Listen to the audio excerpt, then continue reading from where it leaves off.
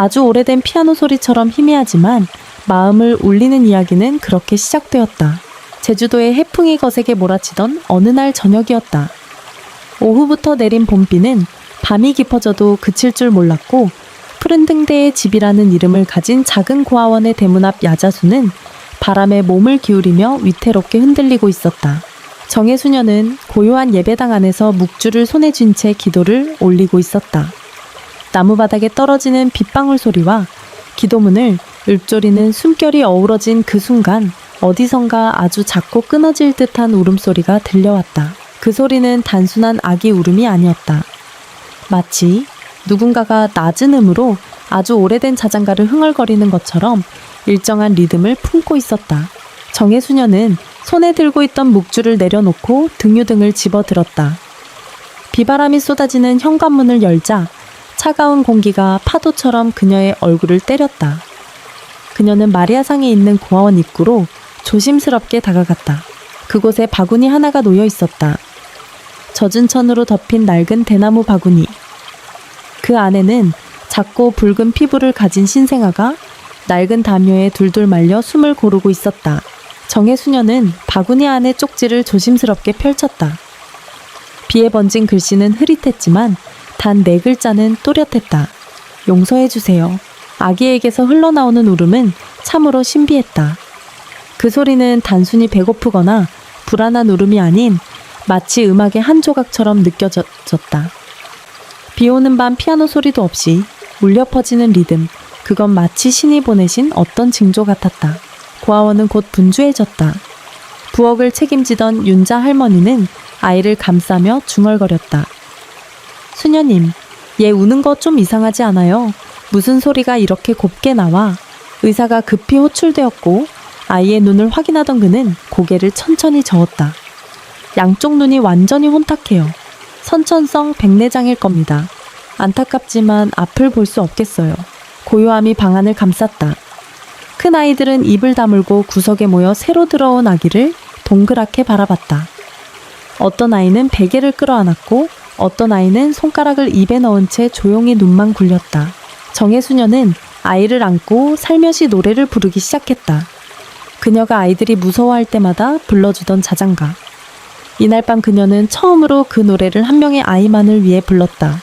며칠 뒤 정혜수녀는 아기에게 이름을 지어주었다. 해운 하늘의 소리 앞을 보지 못하더라도 세상을 소리로 느끼고 살아가길 바라는 마음에서 지었어요. 그녀는 아이의 작은 손을 어루만지며 속삭였다. 해운은 잠을 많이 자는 아이였지만 눈을 뜨면 하늘을 향해 손을 뻗곤 했다. 손끝이 공기 중을 더듬으며 보이지 않는 빛을 만지려는 듯이 움직였다. 어떤 날은 정혜수녀가 조용히 기도를 드리는 순간 해운이 고개를 갸우뚱하며 미소를 지었다. 그 방 안엔 아무 소리도 없었는데 말이다. 어느 날 정오 무렵 윤자 할머니가 부엌 냄비 뚜껑을 두드리며 쥐를 쫓고 있었다. 딱딱딱 철제의 뚜껑을 두드리는 일정한 리듬 속에서 해우는 울음을 멈췄다. 그리고는 그 조그마한 손으로 그 리듬에 맞춰 천천히 손바닥을 두드리기 시작했다. 윤자 할머니는 놀라서 뚜껑을 떨어뜨렸다. 수녀님 얘는 정말 소리를 듣는 게 아니라 느끼는 것 같아요. 그날 밤 정혜수녀는 잠든 고아들 몰래 일어나 작은 절구통을 두드렸다. 딱, 딱, 딱 느린 박자. 아주 조용히. 반대편 방의 해우는 벽을 향해 누운 채로 고개를 살짝 돌렸다. 그리고 그녀의 입술이 천천히 그 리듬을 따라 움직였다. 그때 정혜수녀는 깨달았다. 빛을 잃고 태어난 아이일지라도 어쩌면 신은 그 아이에게 다른 감각을 주신 건 아닐까. 세상을 들을 수 있는 능력, 그리고 그 소리를 통해 볼 수 있는 힘. 그녀는 창문을 열어 빗방울이 야자수 잎을 때리는 소리를 들었다. 그 소리가 그녀에게는 희망처럼 들렸다. 해운아, 네가 듣는 세상은 어떤 색깔일까? 제주의 봄은 유난히 바람이 많다. 특히 바다와 가까운 푸른 등대의 집에서는 바람이 담벼락에 스치는 소리마저 파도처럼 느껴질 정도였다. 그날 아침 고아원 아이들은 각자의 작은 일거리를 맡고 있었다. 어린 아이들은 마당을 쓸고 조금 큰 아이들은 부엌에서 접시를 씻었다. 하지만 해우는 다르다. 그녀는 늘 바람이 많이 부는 날이면 조용히 마루에 앉아 손끝으로 공기의 흐름을 더듬었다. 하윤아, 우리 뒤뜰로 가볼래? 또래 친구인 대훈이가 조심스럽게 물었다. 대훈이는 유난히 혜운을 아꼈다. 아무도 관심 두지 않는 조용한 시간 속에서 그녀는 혜운의 손을 잡고 자주 둘만의 모험을 떠나곤 했다. 왜 거길 가? 혜운은 작은 목소리로 물었다. 바람 냄새가 조금 다르게 불어와. 오래된 나무 냄새가 나. 너 그런 냄새 좋아하잖아. 뒷뜰을 돌아가면 녹슨 철문 뒤편으로 오래된 창고가 있다. 그곳은 무너져가는 지붕과 먼지 쌓인 나무 도구들 못 쓰는 책상 깨진 양은 그릇들이 쌓여있던 공간이었다. 그 누구도 제대로 들여다보지 않는 그곳에서 대우는 혜운의 손을 이끌었다. 창고 안빛 한 줄기도 제대로 들지 않았다. 하지만 그 어둠 속에서 혜운은 무언가 특별한 냄새를 맡았다. 습기 찬 나무, 오래된 바니시, 그리고 아주 희미한 철의 냄새. 여기 뭐가 있어? 혜운이 물었다. 대우는 조심스레 혜운의 손을 끌어 거대한 물체 위에 올려주었다. 딸각. 혜운의 손끝이 반응했다. 그녀의 손바닥이 건반 위를 스쳤고 무심코 한 음이 울렸다. 낡고 벗겨진 흑백 건반. 바로 그곳엔 오래된 나무 피아노가 잠들어 있었다. 혜운은 멈췄다. 그녀의 두 손이 가만히 건반 위를 더듬기 시작했다. 그리고 둥둥 둥둥 몇 개의 음이 흘러나왔다. 어긋난 조율 속에서도 무언가 분명히 들렸다. 그건 정혜수녀가 밤마다 불러주던 자장가였다. 대우는 숨을 멈췄다. 너 이거 어떻게 알았어? 혜우는 피식 웃었다. 이건 들리는 게 아니야. 그냥 머릿속에서 들리는 거야. 바로 그때였다. 창고 바깥 늙은 관리인 민기 할아버지가 조용히 문틈으로 들여다보고 있었다. 그는 과거 음악 선생님이었다가 은퇴한 후 이곳에서 일하며 살아가고 있었다. 그는 자신도 모르게 중얼거렸다. 누가 가르쳤냐 이 아이를? 민기 할아버지는 조심스레 다가와 조용히 박자를 두드렸다. 리듬은 경상도 민요 고사리 타령의 박자였다. 혜우는 멈췄다. 고개를 돌려 민기 할아버지가 두드리는 리듬에 맞춰 다시 건반을 눌렀다. 한 치의 오차도 없이 민기 할아버지의 눈에 눈물이 맺혀 있었다. 너 어디서 이걸 배운 거니? 배운 건 없어요. 그냥 조용한 데서 들려요. 머릿속이 말해줘요도요. 그 말은 민기 할아버지를 말문이 막히게 했다. 평생을 음계와 교본 속에서 살아온 그에게 이 작은 아이의 소리는 너무도 낯설면서도 깊은 울림이었다. 그날 밤 그는 자신의 방 한구석에 숨어있던 오래된 피아노를 꺼냈다. 세월의 빛바랜 고급나무로 만든 피아노. 그는 그 피아노를 천천히 닦으며 속삭였다. 이번엔 진짜 제대로 가르쳐야지. 그리고 그는 마음속으로 되뇌었다. 이 아이는 눈이 아닌 마음으로 소리를 보는 아이구나. 계절은 어느덧 여름으로 접어들었다. 제주의 햇살은 따가웠지만 푸른 등대의 집의 아침은 언제나 조용하고 따뜻했다. 그날도 혜우는 이른 새벽 눈을 떴다. 빛은 볼 수 없지만 그녀는 소리로 아침을 맞이했다. 먼저 들려오는 건 바닷바람이 나무짚을 스치는 소리. 그 다음은 윤자 할머니가 부엌에서 그릇을 닦는 소리. 그리고 아이들이 하나둘 잠에서 깨어나는 작은 숨결들. 하지만 혜운에게 가장 기다려지는 소리는 따로 있었다. 바로 민기 할아버지의 발소리. 그는 매일 아침 고아원 창고 옆 작은 연습실에서 혜운에게 특별한 수업으로 수업을 해주었다. 그 수업은 악보도 교본도 없었다. 대신 민기 할아버지는 바닷가에서 주워온 조개 껍데기, 나무 조각, 작은 종이컵, 젓가락 등을 이용해 다양한 소리를 들려주었다. 그리고 혜은은 그것들을 모두 기억했다. 그녀는 눈으로 악보를 보지 않았지만 소리의 높낮이와 감정을 몸으로 외웠다. 때로는 작은 나무 조각 2개를 부딪히며 박자를 맞췄고 때로는 창고의 녹슨 철문을 살짝 밀며 그 쇳소리의 울림을 악기로 삼았다. 민기 할아버지는 어느 날 말했다. 혜우나 음악은 꼭 피아노나 바이올린으로만 하는 게 아니란다. 때로는 바람소리도 음악이야. 그리고 너는 그걸 들을 줄 아는 귀를 가졌어. 그 말을 들은 날 밤 혜우는 자리에 누운 후 잠들지 못했다. 창밖에서 부는 바람 빗방울 하나가 처마 끝에 떨어지는 소리, 그리고 멀리서 들려오는 파도 소리까지 모두가 그녀에게는 하나의 선율이었다. 다음날 아침 정혜수녀는 혜운이 조용히 앉아 뭔가를 적고 있는 걸 보았다. 혜운아 뭐하니? 수녀님 저만의 노래를 써보고 있어요. 노래 누가 가르쳐줬니? 아무도요. 그냥 이 안에서요. 혜운은 가슴을 손으로 가리켰다. 여기서 울리는 소리들이요. 정혜수녀는 아무 말도 하지 않았다. 대신 혜운의 머리를 살며시 쓰다듬었다. 며칠 후 고아원으로 공문 하나가 도착했다.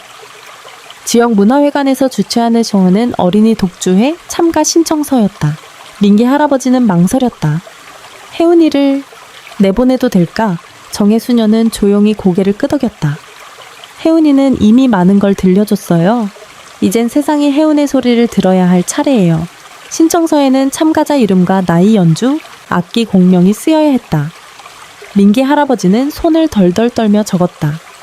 참가자 김하윤, 나이 8세, 연주 독주, 공명 기억의 바람. 그날 밤 혜운은 대훈과 함께 피아노 연습을 하고 있었다. 대훈은 손바닥으로 리듬 신호를 보내주었다. 한 번 두드리면 쉬기, 두 번은 올리기, 세 번은 멈추기. 혜운은 그 리듬에 맞춰 눈 감고 천천히 연주했다. 그 연습을 지켜보던 윤자 할머니는 손수건으로 눈가를 훔쳤다.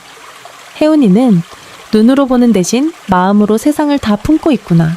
제주시 외곽 오래된 문화회관의 작은 공연장이었다.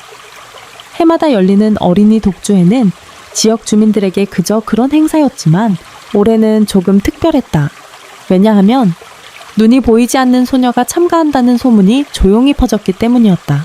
혜우는 흰 셔츠와 아이보리색 원피스를 입고 민기 할아버지의 손에 이끌려 공연장에 도착했다. 그녀의 머리는 대훈이 전날 밤 정성스럽게 묶어준 반묶음이었다. 머리핀은 낡았지만 반짝이는 진주 장식이 있어 조명 아래에서 작게 반짝였다. 여기 냄새가 복잡해요. 혜운이 속삭였다. 사람도 많고 향수도 많고 긴장도 많거든. 민기 할아버지는 혜운의 손을 살며시 쥐었다. 무대 뒤에는 알록달록한 드레스를 입은 아이들과 부모들이 북적이고 있었다.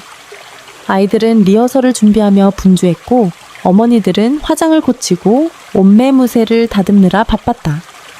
그 중에 조용히 서 있는 하혜운은 무척 작고 눈에 띄지 않는 존재였다. 심사위원 중 한 명인 유명 피아니스트 정도현은 명단을 훑다 혜운의 이름에서 걸음을 멈췄다.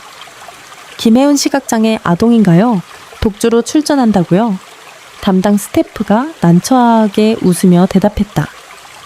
예, 특별히 요청이 들어와서 순서 바꿔 드렸습니다. 그럼 이 친구는 첫 번째로 무대에 서게 해요. 조금이라도 덜 긴장할 수 있도록.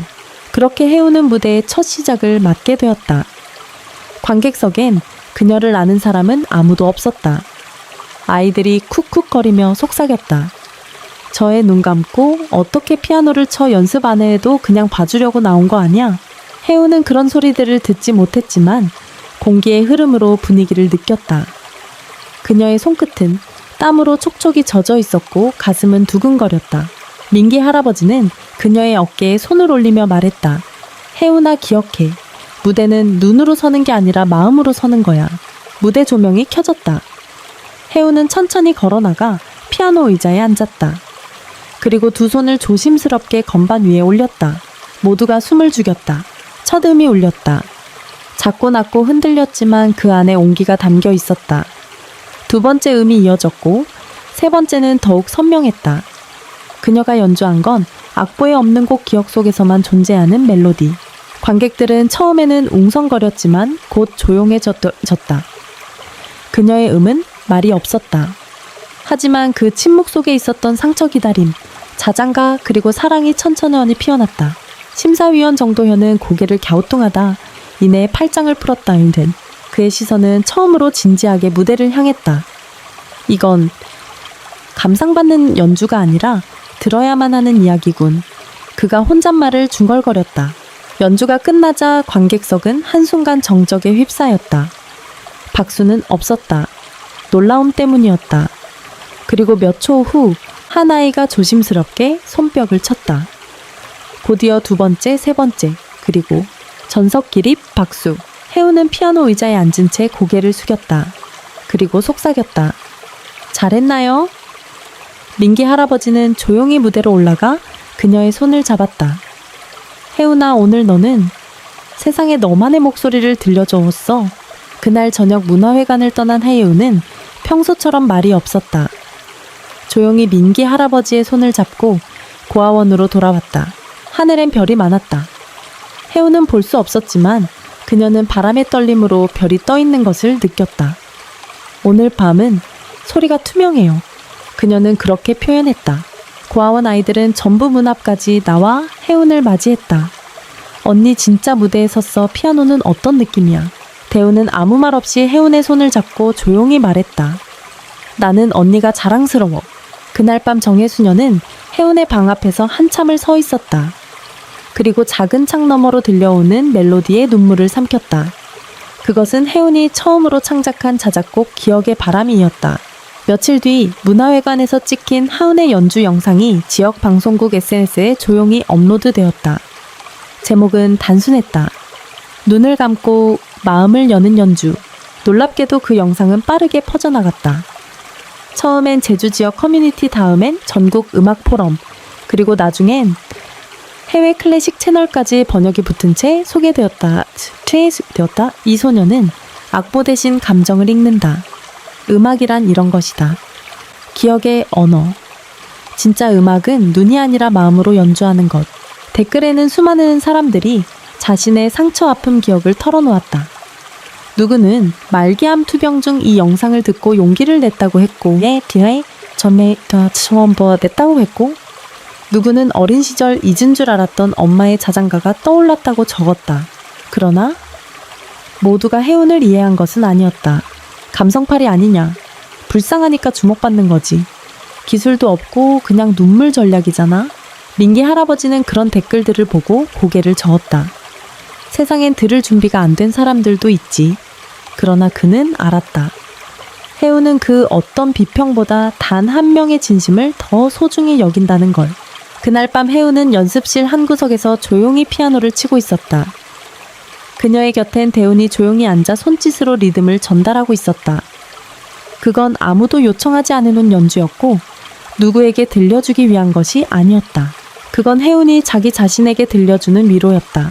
혜훈아, 민기 할아버지가 문을 열고 들어왔다. 이리 와봐. 책상 위에는 노란 봉투 하나가 놓여 있었다. 제주 청소년 음악재단 마크가 찍혀 있었다. 이게 뭐예요, 혜훈아, 너 서울에 초청받았단다. 국립청소년 예술제에서 연주해달래. 혜훈은 대답하지 않았다. 그저 손끝이 떨렸다. 기쁨, 두려움, 기대, 그 모든 게 섞인 감정이었다. 가도 될까요? 혜훈아, 네가 가고 싶으면 가는 거야. 무대는 크고 작음보다 네가 있는 곳이 곧 무대야. 그 밤 바람이 유난히 세차게 불었다. 창문 틈으로 스며드는 소리가 어쩐지 박수처럼 들렸다. 제주공항에서 비행기에 탑승한 것은 혜훈의 인생에서 두 번째 하늘을 나는 경험이었다. 첫 번째는 아주 오래전 그녀가 버려졌던 그날 밤, 수녀님의 품에 안겨 헬기를 타고 읍내병원으로 옮겨졌던 어린 시절 이야기였다. 비행기가 구름을 뚫고 올라가자 혜훈은 민기 할아버지의 손을 꼭 잡았다. 할아버지, 지금 무슨 소리 들리세요? 엔진 소리, 바람 소리, 그리고 너의 숨소리. 혜훈은 웃었다. 바람이 두껍게 들려요. 무거운 이불처럼. 서울은 제주와 달랐다. 도시는 빠르고 높고 복잡했다. 공항 대합실의 안내방송 지하철역의 도어 닫힘 소리. 사람들이 바쁘게 걸으며 내는 발걸음의 리듬들. 혜훈은 처음엔 그 모든 소리가 무서웠다. 여긴 너무 시끄러워요. 혜훈이 고개를 숙이며 말했다. 민기 할아버지는 혜훈의 귀에 속삭였다. 너만의 소리를 잊지 마. 너는 세상의 소리를 재단하는 사람이 아니라 그 소리 사이에서 진짜를 찾는 사람이니까. 서울예술의전당 별관. 혜훈은 국립청소년예술제의 특별 연주자로 무대에 서게 되었다. 리허설 날 무대 뒤에 선 혜훈은 손끝으로 벽의 재질을 느꼈다. 차가워요. 조금 무서운 느낌. 괜찮아. 너만의 햇살을 피아노에 담으면 돼. 민기 할아버지의 말은 작은 부드러운 구름처럼 그녀의 마음을 감쌌다. 리허설 시간 무대 매니저가 물었다. 아이 이름 뭐라고요? 혜훈 시각장애 아동 맞죠? 네. 시간 조정 좀 하겠습니다. 분위기 전환용으로 중간쯤 넣죠. 그 말은 민기 할아버지에게 상처였다. 그러나 그는 화내지 않았다. 그저 혜운에게 말했다. 우린 이 무대에 보이러 온 게 아니라 들리러 왔단다. 드디어 공연 당일, 관객석은 만석, 유명 음악고, 학생 콩쿠르 수상자 기획사에서 밀어주는 영재들. 무대는 번쩍이는 드레스와 정확한 테크닉으로 가득했다. 혜운의 차례가 되자 관객들 일부가 웅성거렸다. 아, 그 아이, SNS에 떠돌던. 그래도 음악은 실력으로 평가해야지. 혜운은 아무런 장식 없는 아이보리색 원피스를 입고 무대에 섰다. 조명이 켜졌지만 그녀는 눈을 감고 있었다. 그녀는 조명이 아니라 건반의 온도를 보고 있었다. 첫 도, 둘째 라. 익숙한 기억의 바람이 아닌 그녀는 새로운 곡을 시작했다. 제목 없는 곡, 서울에서의 첫인상을 모은 도시의 소리를 담은 즉흥 연주. 기차가 철로를 지나는 진동버스 안내음 빨간불에 멈춘 자동차 소리. 그리고 누군가의 긴 한숨. 그녀는 그 모든 것을 음악으로 엮었다. 아무도 몰랐지만 그 곡은 사실 사람들 속의 고요라는 이름을 갖고 있었다. 연주가 끝나자 처음엔 조용했다. 하지만 곧 맨 뒤줄 한 어르신이 천천히 박수를 시작했다. 그 박수는 점점 커졌고 이번엔 카메라 대신 진심이 그녀를 담아냈다. 혜우는 무대 아래로 내려와 민기 할아버지 앞에 섰다. 저 틀렸을 수도 있어요. 혜우나, 오늘 너는 세상에 서울의 진짜 소리를 들려줬단다. 서울 공연 이후 일주일이 지났다. 혜우는 다시 제주 푸른등대의 집으로 돌아왔다. 아이들은 그녀를 반갑게 맞이했지만 혜우는 조용히 미소만 지을 뿐이었다. 그녀의 마음은 아직 무대 위에 남아있었다. 그 도시의 소리들, 피아노 건반 아래에서 느껴지던 미세한 진동들, 그리고 그날 들렸던 한숨 섞인 박수. 그날 밤 정혜수녀는 작은 봉투 하나를 들고 혜운을 찾아왔다. 혜운아, 너한테 온 편지야. 저요? 그래, 서울에서. 발신인 주소는 없구나. 혜운은 손끝으로 봉투의 질감을 더듬었다. 두꺼운 아이보리색 종이. 봉투 끝은 손으로 정성스레 접힌 자국이 있었고 그 안에 종이 한 장이 조심스레 담겨 있었다. 혜운은 봉투에서 편지를 꺼내어 정혜수녀님께 읽어달라고 부탁했다. 안녕 혜운 양. 나는 당신의 음악을 들은 사람입니다.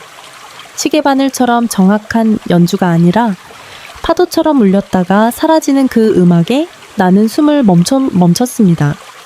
당신은 몰랐겠지만 그날 나는 관객석 맨 뒷줄에 앉아 있었습니다. 나는 과거에 많은 무대를 가졌고 많은 박수를 받았습니다. 하지만 어느 순간 내 음악은 사람들이 눈으로만 듣는 상품이 되었죠. 당신은 내게 묻지 않고 대답했습니다. 음악은 듣는 것이 아니라 느끼는 것이라는 걸. 나는 지금 프랑스 파리 근교에 있는 작은 음악학교에서 아이들을 가르칩니다. 만약 언젠가 당신이 원한다면 이곳으로 초대하고 싶습니다. 이 편지는 강요가 아닙니다. 그저 한 사람이 느낀 감동의 인사를 전하고 싶었을 뿐. 이름을 남기지 않는 선생님 드림. 편지를 다 읽은 수녀님은 눈을 감고 조용히 한숨을 쉬었다. 혜우는 그 긴 침묵 속에서 무언가를 느꼈다. 선생님, 울고 계세요? 아니야 혜우나. 그냥 오랜만에 마음이 따뜻해서 그래. 다음날 아침 혜우는 자신의 낡은 노트를 꺼내어 새로운 곡을 적기 시작했다. 제목은 없었다. 하지만 곡의 첫머리에 작은 문장을 적었다. 보지 않아도 전해지는 이야기. 그녀는 알았다.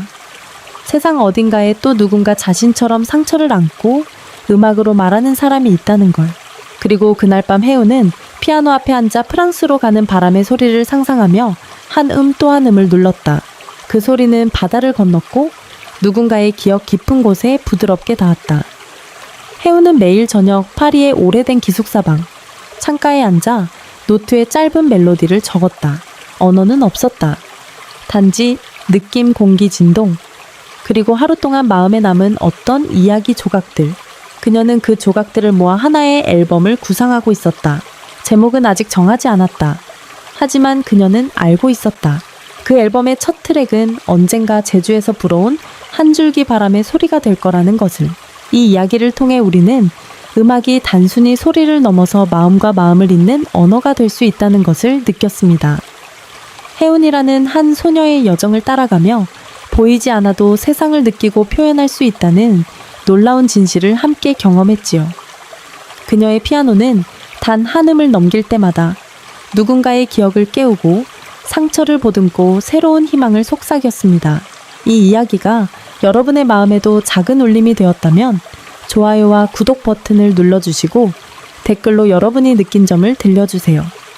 여러분의 한마디 한마디가 다음 이야기를 계속 이어가는 힘이 됩니다. 파트 후에서는 혜운이 프랑스에서 마주하게 되는 진짜 자아, 그리고 뜻밖의 재회가 펼쳐질 예정이니 꼭 함께 해주세요. 감사합니다.